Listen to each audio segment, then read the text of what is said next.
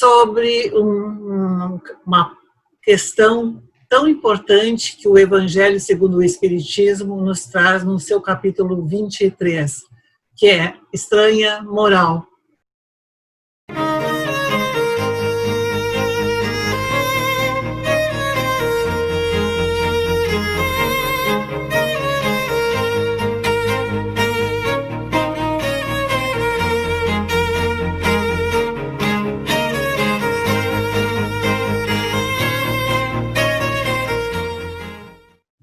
Muito boa noite, uma alegria estar aqui, Sônia. Boa noite, Henrique. Boa noite a todos os nossos amigos da Associação Espírita Teresa d'Ávila. Hoje nós estamos novamente aqui para conversar com vocês nesta palestra virtual e convidamos o professor Henrique Miranda, da Associação Espírita Pedro II, Rio de Janeiro, para juntos nós conversarmos. Então, Henrique, hoje nós vamos conversar sobre o capítulo 23 do Evangelho segundo o Espiritismo, Moral Estranha.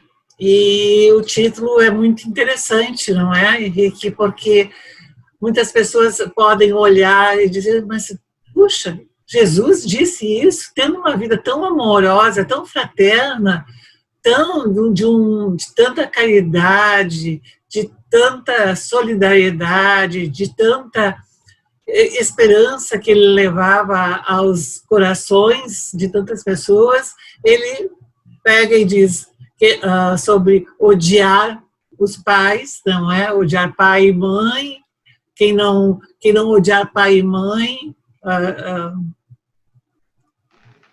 relegando a mim, não é digno de mim, ou então abandonar, ou que ele faça um convite para abandonar os seus pais, os seus irmãos, a sua família, ou então deixar aos mortos o cuidado de enterrarem os seus mortos, e até mesmo, então, eu vim trazer a espada. Então, a gente fica assim pensando, opa, oi, Jesus disse isso, mas né, ele era tão amoroso, tão, claro, ele tinha uma autoridade, mas a gente não pensa que dele tivesse saído esse tipo de ensinamento, não é? Sim, não, a estranheza que nos causa não é que essas palavras podem ter sido ditas, né? A estranheza, né, é muitos acreditarem que essas palavras podem ter saído de Jesus. Kardec, ele é muito feliz quando ele coloca uma observação logo no início, quando ele quer explicar até sobre a palavra odiar, ele fala que nós devemos ter uma certeza quase instintiva, e isso é muito interessante, uma certeza quase instintiva que Jesus não falaria isso. Agora, por quê? Ele já traz um grande gesto de humildade naquele momento, Allan Kardec, quando ele mesmo convida um linguista para explicar que odiar não significava, no hebraico, não significava aquilo que até então, e hoje ainda, nós temos que seja odiar, que odiar é amar menos. Seria gostar menos. Né? Não, e há outro fato também interessante que o Kardec coloca, não só o problema linguístico, como também a cultura, né? Como é que a gente vai se colocar, porque às vezes nós chamamos um amigo e aí nós designamos assim uma palavra menos carinhosa para uns, né? E para nós estamos tratando com muito carinho, né? E outro problema também são as traduções, as versões, e o pior, né, são aqueles que estão traduzindo. Né? Será que eles estão traduzindo segundo a cultura daquela época? Né? Ou será que eles se enganaram? Né? E aquele negócio, se um erro de tradução passado à frente, ele não volta mais. Então, nós temos que tomar cuidado com isso. Mas eu ainda me pego com Kardec falando, né, do nosso instinto. O que diz o nosso instinto quanto a Jesus? Não é uma pergunta interessante? Né? O nosso instinto, ele responde o seguinte: Jesus é o quê? É amor. Jesus é aquele que estende a mão, Jesus é aquele que vai curar, é aquele que vai aconselhar, é aquele que vai sempre perguntar antes de agir na frente de qualquer pessoa, ou seja, é uma delicadeza em pessoa. Como é que ele dirigiria palavras ofensivas a alguém? E sendo o nosso guia e modelo, nos deixar esse propósito. Bom, eu tenho que odiar minha família, eu tenho que odiar meus pais, eu tenho que deixar os mortos, né, que eu não dou bola, não dou nenhum tipo de importância, morreu, problema, foi, acabou, não é? Ou então, como assim, vim trazer a espada, eu tenho que sair por aí brigando com todo mundo? Não é. E o mais sério, né, junto com todas essas seriedades que tu estás trazendo, e que também tem aquela questão, muitas vezes as pessoas ouvem e não vão até a fonte, e repetem aquilo. Então, se alguém traduziu mal, ou não foi à fonte buscar o real sentido, o outro que leu também não entendeu, mas deixa assim, já que foi escrito, vai ser escrito assim mesmo, não é? Não procura questionar, não procura indagar, meditar. Mas Jesus disse realmente isto? Ou será que não havia uma outra conotação, um outro aprendizado no meio dessa história toda? E aí é importante a gente estudar Jesus, perceber Jesus, ter esse instinto quanto a Jesus, que o Kardec fala, porque o que Jesus fazia? Ele dava imagem forte, isso ele dava. Não é? Ele fala, olha, tinha um sujeito que foi assaltado, caiu ensanguentado, ficou todo arrebentado ali no chão. Então, Jesus usava palavras fortes, sim. Mas isso não quer dizer que ele seria grosseiro, e seria mal educado, e seria também, como é que chama? E seria violento com as pessoas. Não, em nenhum momento. Mas ele usava imagens... Ele era enérgico quando era necessário. Exatamente. Enérgico é uma coisa, não é? Grosseiro é outra. Grosseiro é outra. Então, ele não falaria nunca, você tem que odiar o teu pai. Não. Isso é uma concepção nossa. E é por isso que é muito importante a gente conhecer a personalidade de Jesus, né? Aquele que congregava, que chamava as crianças em volta dele, aquele que falava com as mulheres, gente. Olha só. E olha como ele foi inclusivo, não é, Henrique? Sim. Ele foi numa época em que crianças e que mulheres e que tantas outras pessoas eram vistas assim, até de uma forma subalterna. Ele vai e ergue e traz para a centralidade, traz para o centro, sem nenhum tipo de preconceito, sim, sem nenhum a gente vai entrar de julgamento, sim, né? Sim, a gente vai entrar numa particularidade agora para poder entender essa estranha moral, essa estranheza. Essa estranheza deve ter partido muito dos doutores da lei, dos interesses dos poderosos, porque Jesus falava verdades ternas. Então, o que acontece? Jesus, quando se referia às pessoas, se referia numa linguagem popular, uma linguagem acessível para os de baixa cultura, para os analfabetos, né, para aqueles que estavam ali sedentos, né, de uma palavra, e às vezes, se você empolar demais, a pessoa não compreende. Então, Jesus falava de maneira forte, de maneira fácil, com traços fortes. Objetivo e direto. Exatamente. E aí, aqueles doutores, né, que faziam todo aquele processo de retórica, né, para construir uma frase, para não dizer nada, de uma maneira empolada e até, entre aspas, educada, Jesus não era assim, Jesus era direto. Então, o que acontece? Ele feria os ouvidos daqueles que não queriam a verdade, queriam apenas o quê? Mascarar uma situação para vender um peixe, né, para as pessoas, né, de uma fé totalmente, né, mascarada de interesses. Então, poderia... Talvez ele ferisse ouvidos, mas ele imprimia na alma ensinamentos morais. importantes. Exatamente, exatamente. Quer dizer, essas palavras, elas entravam direto ao coração e feriam aqueles que não queriam seguir aquele caminho. Né? E até a gente entra um pouco, Sônia, no texto do Boa Nova, né? Onde o Pedro, né? O Simão, no caso, né? Pedro, vai ser o Simão que vai ser Pedro, né, vai arguir Jesus sobre justamente esse tema. Mas eu tenho que abandonar, como é que é isso, abandonar os meus pais? Eu tenho que não gostar? Como é que é isso? Né? E aí você chegou a ler o texto, não é, Sônia? Sim. Né? E convidamos a todas as pessoas que estão nos assistindo para lerem na íntegra também este texto que se encontra lá no livro Boa Nova, que eu vou é até bastante... mostrar. Estou mostrando a capa, Sônia.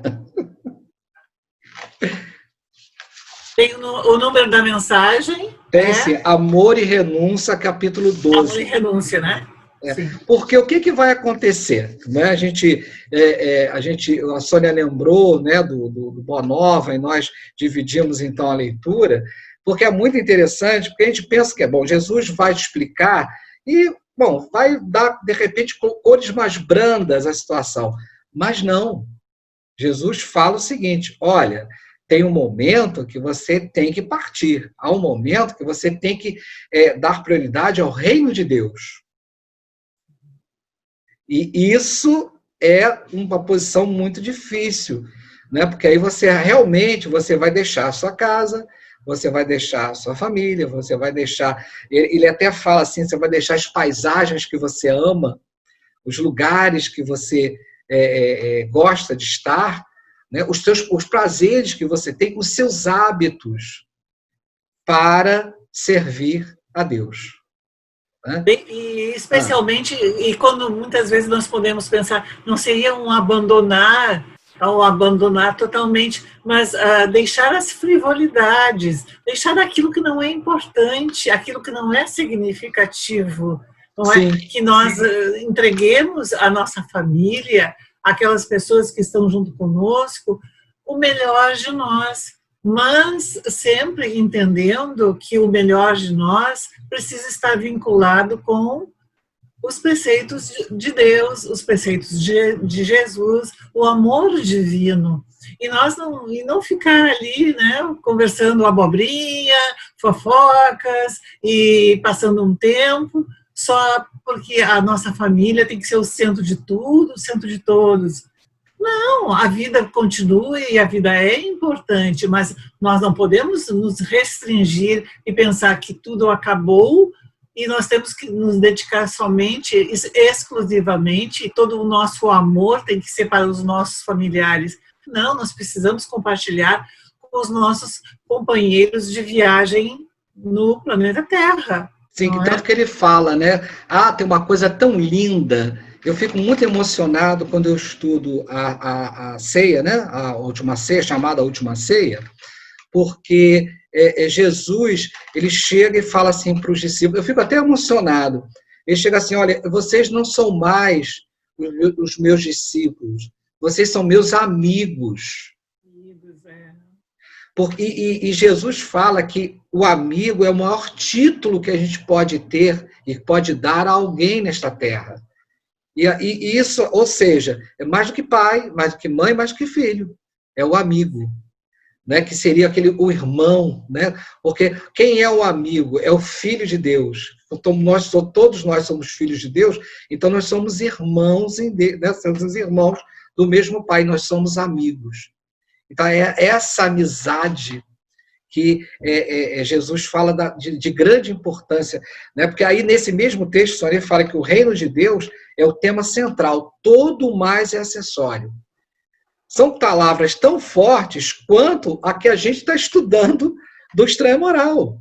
São palavras muito fortes. E eu vou só ler mais um trechinho, Sônia, que valia a pena até você refletir um pouco também. Poucos sabem partir por algum tempo do lar tranquilo ou dos braços adorados por um reino que é o que de mais importante há. E então? Porque muitas vezes, dentro do nosso lar, as pessoas já conhecem, já entendem essas palavras do Cristo, mas pessoas lá fora, de outros círculos, ainda não compreendem. Então, a nossa tarefa também é de ir para esses outros locais, para estes outros espaços, seja no nosso espaço de trabalho, seja na rua, em um supermercado, na fila do banco, seja onde for, mas conversar também, mostrar também, através dos nossos exemplos, e muitas vezes através de palavras, de orientações, porque como é que é possível nós abandonarmos as pessoas se é justamente pelas pessoas e com o convívio com as pessoas que nós vamos exercitando a prática do amor, da solidariedade, da fraternidade. Nós vamos nos constituindo, inclusive, como sujeitos e vamos revendo a nossa bagagem interior. Porque é nessa relação que nós temos com o outro, com o próximo, que nós podemos rever aquilo que nós precisamos melhorar em nós. Então, ele não está pedindo que nós fiquemos isolados das pessoas, mas que nós não fiquemos dando às pessoas mais importância do que elas realmente têm, porque importância real é a palavra de Deus. O principal é o amor, não é? Exatamente. E o amor pode coexistir não só nos laços de famílias, nem só entre os irmãos, mas o amor pode e precisa existir entre todas as pessoas. Eu estava lembrando, Sônia, do Leopoldo Machado, né, um grande líder espírita, participou da Caravana da Fraternidade, foi o idealizador das mocidades espíritas, e o Leopoldo Machado falava assim, o espiritismo em primeiro lugar. Me assusta tanto isso, e eu lembro do episódio que aparece até num documentário sobre o Dr. Bezerra de Menezes, em que ele chega em casa, o filho febril, uma febre alta, a mulher muito preocupada, aí ele vai atender o filho, batem a porta, uma pessoa pedindo ajuda. Ele chega, senta ao pé da cama, faz uma prece e entrega o filho a Jesus. E vai atender a pessoa enferma. Ele acreditando, né, confiante, sim, na assistência espiritual e aproveitando a oportunidade de compartilhar com outras pessoas aquilo que o Mestre Jesus fez com muita propriedade, não é? Levar a caridade, a fraternidade, a alegria, a presença com as pessoas, o compartilhar com as pessoas. Então, naquele momento, ele sabendo, bom, o meu filho tem esse sofrimento, mas aqui ele está bem, ele está dentro de uma casa, não é, que vai receber toda a assistência da mãe, dos demais, e também da assistência espiritual, mas quem está me procurando não se deu conta ainda, talvez não tenha condições de comprar uma medicação, não tenha condições de comprar um alimento. Então, é necessário essa presença física, não só a presença da espiritualidade, mas também a presença física de nós encarnados, não é? Temos que confiar que quando nós temos um trabalho a fazer e nós fomos direcionados e temos as nossas responsabilidades, Deus não nos colocaria num lugar em que nos colocasse em perigo e muito menos aqueles a quem amamos. Então, aqueles que vamos deixar em casa, eles estão nos braços de Deus. Eu acho que não poderiam estar em melhores condições. E não é só uma questão de nós precisamos confiar. É tão óbvio isso, não é? Porque se nós estamos dentro do Espiritismo, se nós acreditamos em Jesus como nosso guia e modelo, se nós acreditamos nessa paternidade de Deus que nos ama, não é? Então, a gente poderia duvidar que ele estaria assistindo ou que ele estaria nos atribuindo algo superior àquilo que nós pudéssemos fazer? Não. E lembrando também, né, a gente está falando do deixar a casa, mas também o instrumento de luta, a palavra da cruz, né, e aí Paulo fala muito de uma forma também, outro que traça também letras fortes, né, que a palavra da cruz é loucura, para quem não entende, né, e a palavra da cruz é o que? É de luta. Né, e é uma luta não só contra o mundo que nós estamos vivendo, mas contra nós mesmos. Então, quando ele diz que não vem trazer a paz, mas vem trazer a espada, é justamente para a gente não se acomodar. Ele vem trazer uma mensagem importantíssima, olha, não se acomode, não fique aí parado, né, entrando numa rotina que você acha que é saudável porque ela dá certo, porque você está se tornando uma pessoa ociosa e há muito o que fazer no mundo lá fora. Há muitas pessoas, há muitas lágrimas para serem secadas.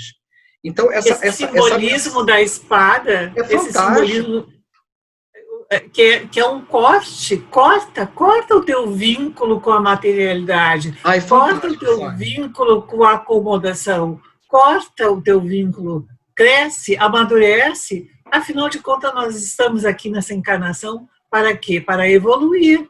Então, é preciso ter esse corte, assim como tem esse corte lá no momento em que é feito um parto, há um corte, não é?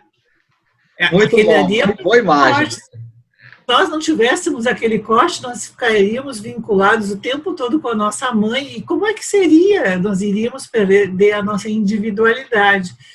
Então, aquele corte ali, o cordão umbilical, né, foi feito o corte. Mas, ali, o amor vai crescendo cada vez mais. Não é porque houve o corte que o amor deixou de existir. Ao contrário, não é? Com aquele corte, justamente o amor tem a grande oportunidade de cada vez mais se solidificar e cada vez mais crescer. Então, preciso que nós paremos com algumas questões e que a gente, ao ler alguma coisa, não ficar somente na palavra, mas meditar sobre aquilo, não é? Não, eu ia chamar a atenção para isso, para que as pessoas que estão conosco percebam a profundidade e percebam a força que tem toda essa mensagem, né? Essas poucas palavras. Quando Jesus pronuncia odiar, a palavra odiar, ela desencadeia uma série de raciocínios e dá o quê? Porque, gente, nada é por acaso. Então, se essa mensagem chegou para a gente, seja por erros de tradução, seja por causa seja por causa da pobreza da língua, né, seja por qualquer outro engano, essa mensagem, essa palavra não chegou por acaso. Ela chegou para suscitar em nós toda essa gama de raciocínios e também para nós percebermos, né, a pureza que Jesus pronuncia todas as suas palavras. Então, odiar com um significado como realmente naquela época e naquele sistema linguístico tinha amar menos. Ama, mas ama menos o teu familiar do que a Deus, não é? Ama a Deus sobre todas as coisas. E o teu próximo como mesmo. Então isso. É sempre essa mensagem, o reino de Deus em primeiro lugar. O Exatamente. Reino, né? E o seu lar não é o reino de Deus? Exato. E se a gente o reino de Deus na quando tu falas, Henrique, assim, justamente em que possamos parar para meditar, é aquele momento, aquelas palavras que surgem, não é? Que parecem ser truncadas, parecem ser desconexas, e que nos convida justamente às meditações, é para que nós possamos também desenvolver um talento que é nos dado por Deus, a inteligência. A Exato. inteligência de buscar, de pensar, de raciocinar, de conversar com outras pessoas, de pesquisar, de ter a humildade de dizer, puxa, mas eu não estou entendendo isso aqui, mas eu vou lá, eu vou buscar em outros espaços e vou até chegar e entender. Mas para isso, antes, como foi iniciado e foi dito desde o início, entender o que nós entendemos por Jesus. Jesus é um símbolo de amor. Jesus não é só um símbolo, ele é o amor. Não é? Exato. Então, nós podemos esperar que do amor surjam questões que possam nos constranger? Isso, a gente, assim, partindo, né, já chegando no final. Rápido, não é? É muito rápido. Eu queria convidar todos a lerem o Evangelho. E leiam o Evangelho segundo o Espiritismo, estudem o Evangelho, mas diariamente. Sônia, você sabe, outro dia, a gente indo num EJE desse da vida, e as pessoas, para variar, não tinham lido. Era um texto do Evangelho segundo o Espiritismo. Né? E aí eu, sabendo que a maioria não lê, eu fiz o quê? Uma medição de tempo de quanto levaria para ler o texto do Evangelho, lendo vagarosamente 4 minutos.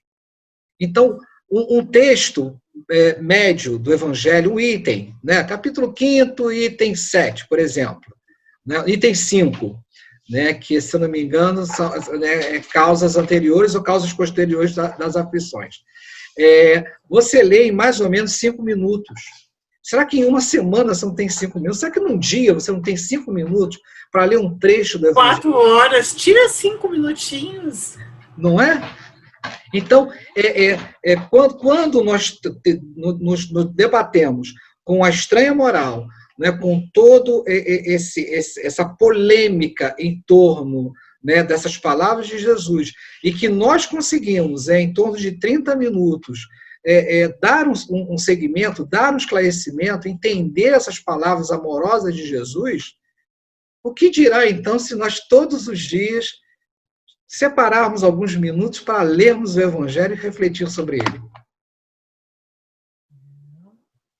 Exatamente. E isso é um exercício que nós temos de ter, assim como nós temos o hábito de escovar os nossos dentes todos os dias, várias vezes durante o dia, o hábito de tomar um banho para aqueles que podem, não é? Ou também a alimentação. Nós precisamos também pensar na higiene da nossa alma e na alimentação da nossa alma. E onde é que está essa higiene e onde é que está essa alimentação? E começa as palavras do Cristo, não é? Começa com esse estudo. E aí, daqui a algum tempo, gente, vocês não vão conseguir passar um dia sem ler um trecho do Evangelho, sem estudar, sem pensar no Evangelho de Jesus. Mas vai chegar um dia em que você não vai conseguir passar um dia sem praticar o bem, sem colocar na prática aquilo que você estava estudando.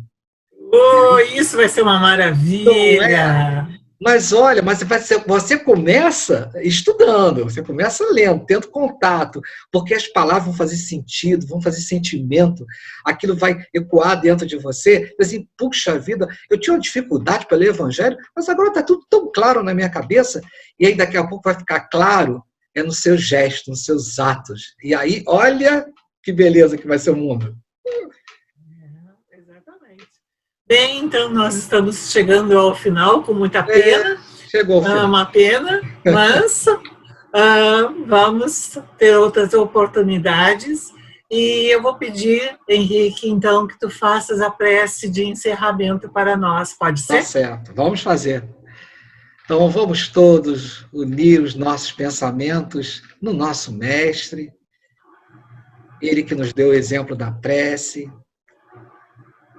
para que nós possamos ter este pensamento em nós, de nos esforçarmos um pouco mais para termos contato com o Evangelho de Jesus, este Evangelho que edifica, esse Evangelho que sustenta e edifica, esse Evangelho que esclarece e que agora, que é um que é letra, mas que não vai nos matar. Não é a letra que mata, é a letra que edifica, mas que sejamos o verbo transformador, que sejamos nós a ação dessas palavras, que possamos colocar no dia a dia os gestos que Jesus fazia, de levar consolo, esclarecimento, de saciar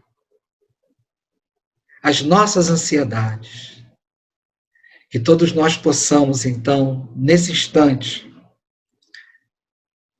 termos a certeza de que nós podemos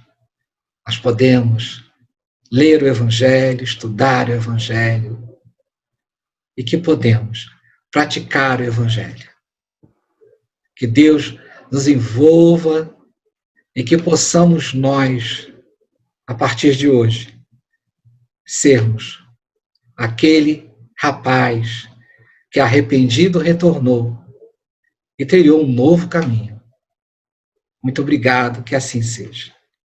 Muito obrigada pela oportunidade, obrigada, Henrique, obrigada aos internautas. Até a próxima. Muito obrigado, gente. Fiquem com Deus.